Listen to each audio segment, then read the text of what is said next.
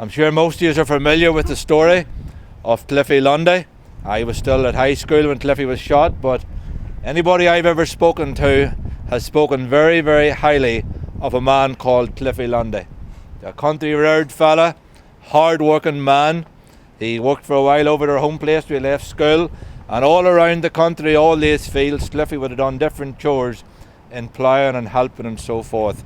Everybody had a good word to say about Clifford Lundy.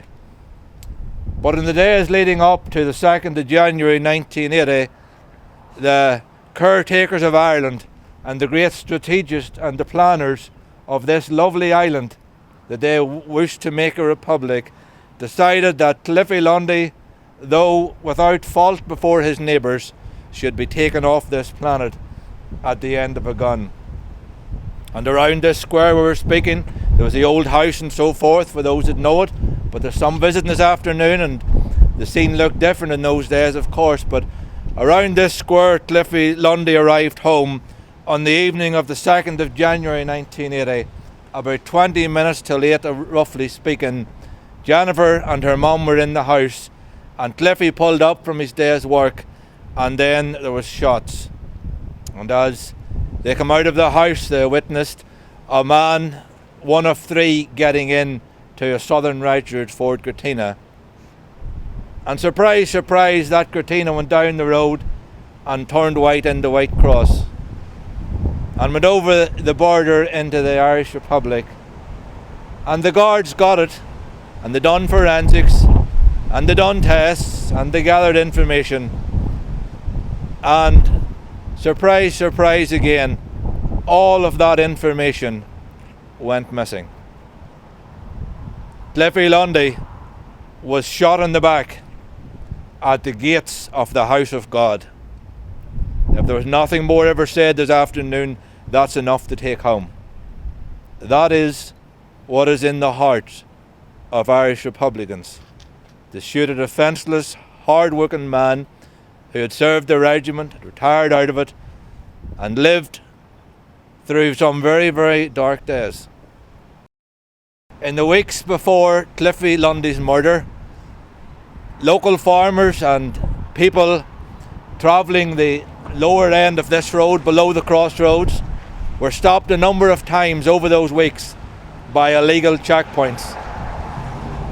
And those were all reported to the police, and individual people were named as having been in those checkpoints, but nothing was done about it. This death and investigation is a few sheets of paper.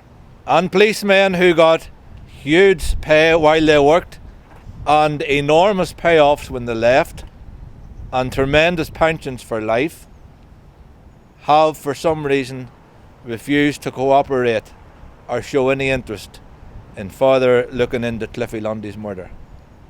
It was a shocking act. It still remains a shocking act. And it is one of those things that they try to airbrush out of history, like many other terrible, horrendous acts that were performed by terrorists in this country. And we must never let that happen, as Barry has already said. This is part of our history here, folks. South Armagh, we can tie these murders from one family to another, right down to the man who was involved in the murders of our loved ones. Clifford Lundy, the very man who was his helper in the lorry, was one of the men responsible for murdering him. Cliffy's wife, Jennifer's mother, obviously, would have put extra lunch in Cliffy's box for him to feed him. That's how he was repaid. Man A and Man B that they talk about in these reports, we know who they are. And they want us to forget about it. Well, we can't, folks. The men that carried out these actions don't come from that far away from here. There's not hundreds of them. There is a small number of them, folks.